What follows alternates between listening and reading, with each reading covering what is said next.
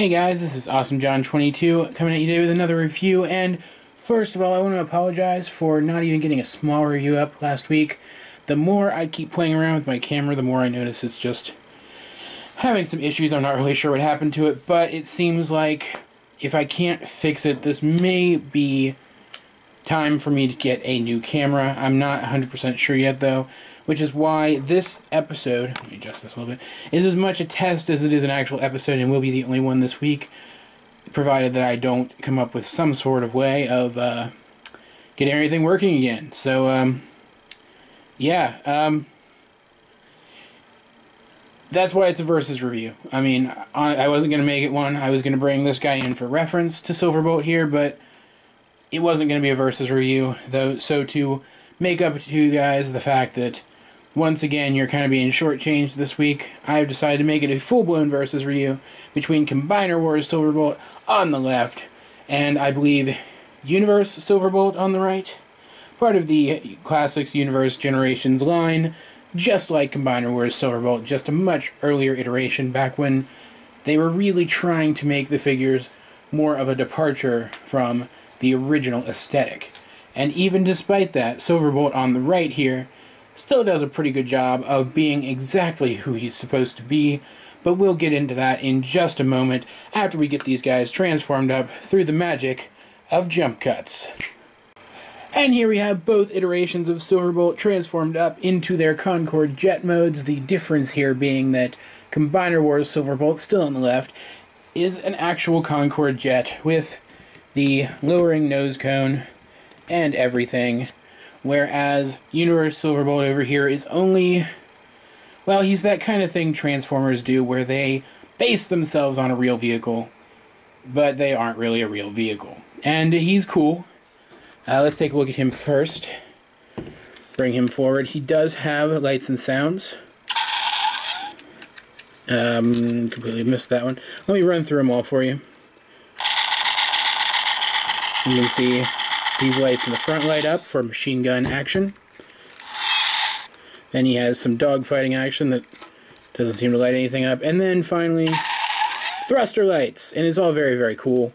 And considering these are still the test batteries that came with him when I got him in like '08 or something, I think, that's pretty impressive that they still work. The figure itself is this nice kind of mid-dark gray with this silver all around it and this light gray nose cone. You can see a rather small cockpit there denoting the size of this jet. Nice silver 25s there. I'm not sure what that's for. I would have to look it up. We also have Bolt 25 continuing that theme. Cool gunmetal gray over the air intakes. And as you saw before, the thrusters are quite well painted. But he does have one major issue, in this mode anyway. And that is that he is basically, if my camera will focus, there we go. He's basically just a jet with a thing underneath. And I believe there is some literature calling this a cargo pod, explaining that away. But I mean, it's very clearly a robot. But yeah, he has landing gear, as you can see as I'm folding them up now. This one, however, well, it's a whole thing. We'll get to that in a moment. It drives me nuts. Let's just put it that way. He can, of course, don't need those out. I don't know why I did that. He can, of course, use his weapon in this mode. You can see it has a post and a tab. They will lock into those two holes there. And that prevents it from rotating side to side. And, oop, I dropped him. Angles it forward perpetually. And, of course, I lost the missile. But it does have a spring-loaded missile here. Nice silver details on this piece, which is, for some reason, designed to look like a very, very small stealth bomber. I'm not really sure, but hey, it looks alright, so why the heck not? And that's pretty much Silverbolt, Universe Silverbolt in a nutshell, in vehicle mode. So let's set him aside and take a look at the Challenger Combiner Wars Silverbolt, who is a much lighter color. He's kind of this creamy white, rather than that kind of fake gray silver. And black nose cone rather than light gray, with this really nice orange stripe down the side.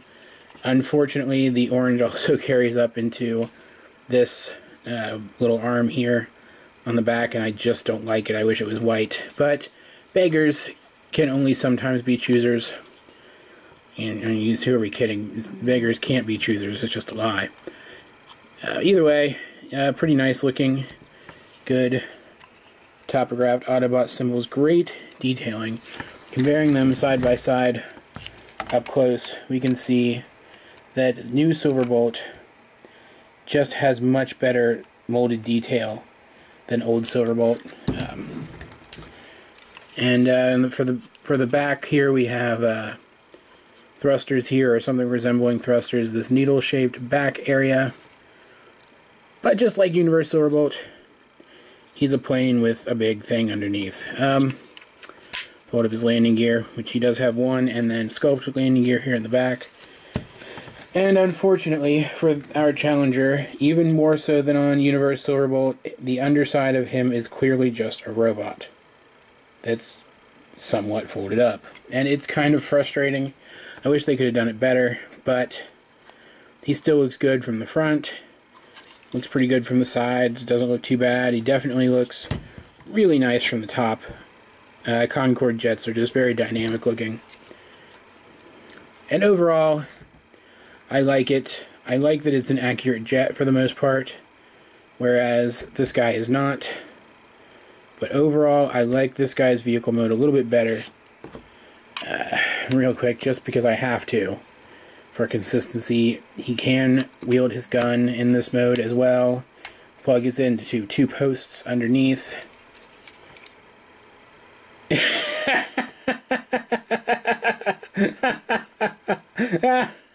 He's like he's compensating for something.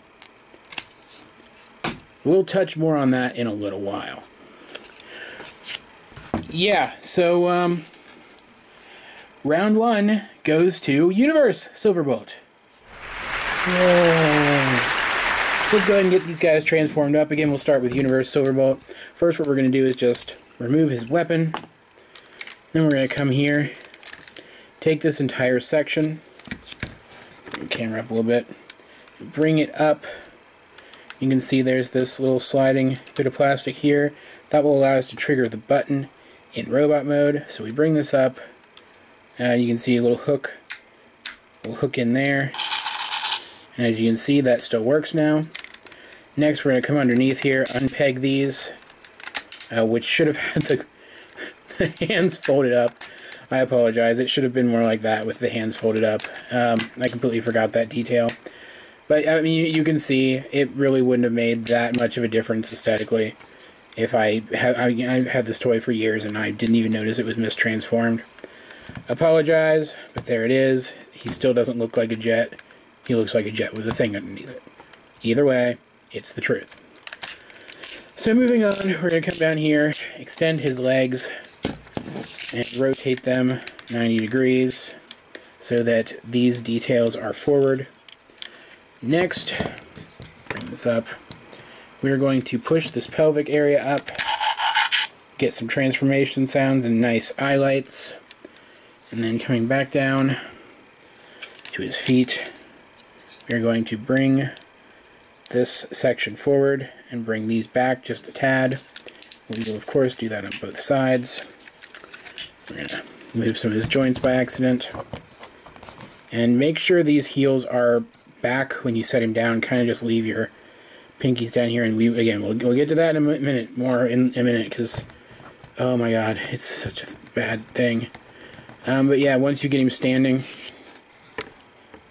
there we have Universe Silverbolt in his robot mode.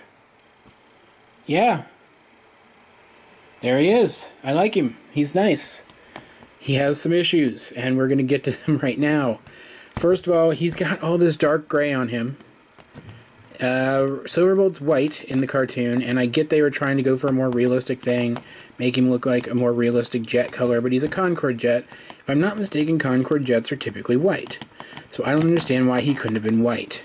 Then he has this orange and gold, which I guess is supposed to represent the kind of gold and orange he had in the show and on the original toy, but it doesn't quite work. He does, however, have all of this really nice silver through his chest that carries up over into his fantastic head sculpt. But I'm looking at his head sculpt from this angle for one specific reason.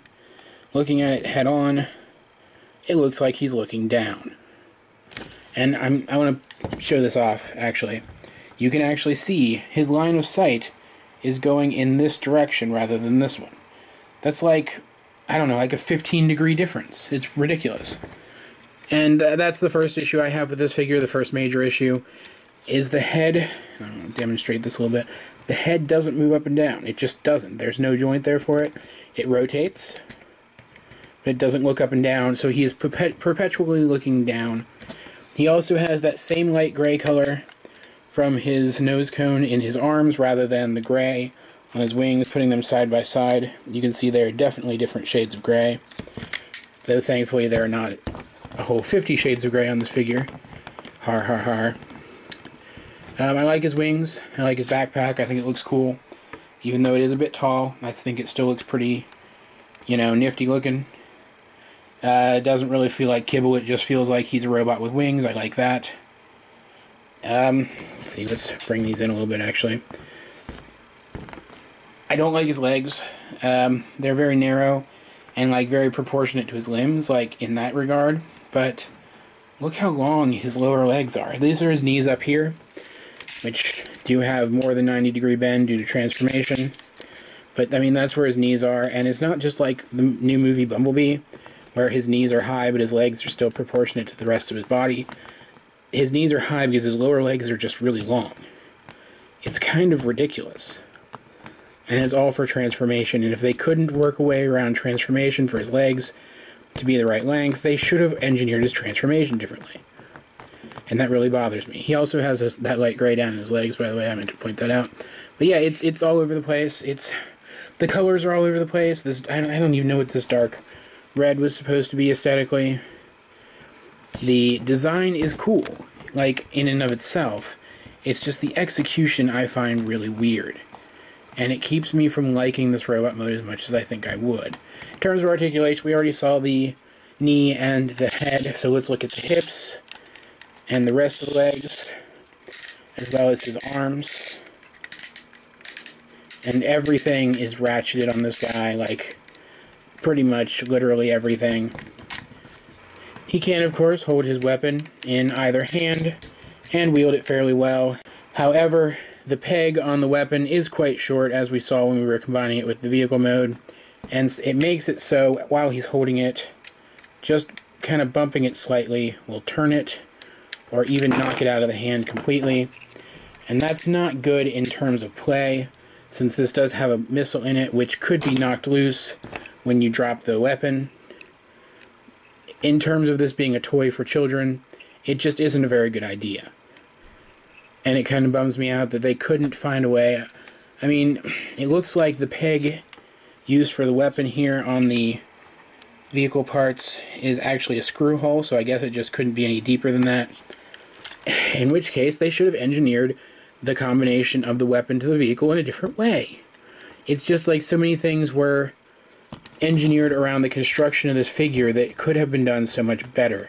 Case in point, the front landing gear, which just kind of flops here on the leg in robot mode and doesn't secure anywhere, and these heels, which are made small enough to fit into the feet and end up really small and loose, and so you have to be extra careful every time you set this guy down, because if his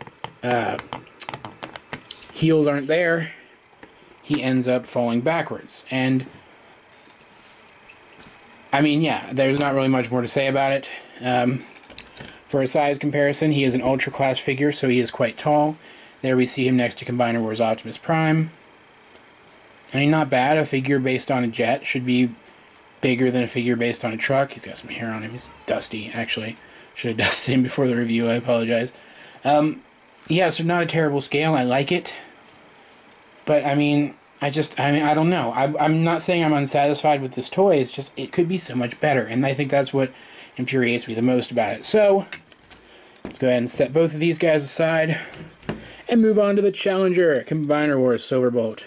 I did mention the lowering nose cone. Let's show it off again. In terms of his actual transformation robot mode, bring this fin down. Bring both of these up, just like so. Bring this back and down. Then bring both of these wings in. You can see these long slots here. We'll just kind of slide over these fins here. Come around this way. I always do that. Bring his arms. Just kind of bring them straight out for now because we're going to do the legs first. Bring these sections down. I'm going to do them one at a time here. Take this. Just kind of get your thumb on this little hooky bit here. Rotate it around. Then get your finger here. Bring this out. Bring it out like that. Bring this down. Rotate it forward and do the same thing on the other side. Show you from a different angle here. Bring that in. Bring that down. Then you just rotate his arms into position. Very simple. And then come up here. Bring this forward, rotate his head around, and then bring it in. And there we have, if I can get him standing straight, jeez. There we have Combiner Wars Silverbolt in his robot mode. And first of all, I want to point out the difference in size. You can see next to the Ultra class, he's not standing for me for some reason today, which is weird. Next to the Ultra Class Universe Silverbolt, he is quite a bit shorter. He's also a bit shorter than Optimus Prime, though not by a whole lot, really. And I made a joke already about this guy's weapon, so let's go ahead and get it out of the way. This weapon's better. Universe Silverbolt's weapon is better. It does not fit in his hand, though, because the peg is far too short. It just doesn't work. You can, however, plug it into his arm, like so. So if you really want to, you can do that and give him a more proportionate weapon. In fact, I feel this weapon fits better on this guy than it does on Universe Silverbolt over here to the side. But that's really up to you, because this is the weapon he comes with. And it's enormous. Look at that. It's almost as tall as he is. It's absolutely ridiculous. It feels like if I saw a guy carrying a gun this big, I'd feel like he was compensating for something. And that's where the joke from before comes in. It's just ridiculous. It can plug into his hand, but not very well. It kind of flops around. And I mean, that's just ridiculous. It's like the Joker's gun from the 80s Batman movie. It's insane. Even plugged into his arm, it is still kind of loose, and it's still so freaking huge. It's just silly. It's by far the worst attempt at incorporating a combiner weapon into this guy, because the official version of this is to plug, if it'll go, this into his arm as some kind of shield, and then plug this in there or into his hand, and it just doesn't work. I hate it. In terms of his articulation, he also has ratchets in some areas, not all of them. And okay, let me just put it this way. His articulation is exactly the same, except he can look up and down. There you go. Saves you some time. And that already makes him worlds better in terms of detail. We have a top-wrapped Autobot symbol in the chest, just like on the other figure, but we have this much more cohesive color scheme with the red chest, the orange upper limbs, and the white pretty much everywhere else. And his head sculpt is just as good. So this guy, I don't know, he's smaller, which I guess fits more in line with his aesthetic in the show. He's lighter, which I guess fits more in with his aesthetic in the show. And is where Universe Silverbolt wins in vehicle mode. I feel this guy wins in robot mode, and considering that their transformations are both relatively simple and pretty much what you expect for this character, considering they're both very similar to his original G1 transformation, I'd say these guys tie. Except for the fact that this guy over here has this crappy freaking weapon, which would actually make a pretty cool staff, I just realized. Except this guy over here also combines into Superion, and this one doesn't. And I never understood that.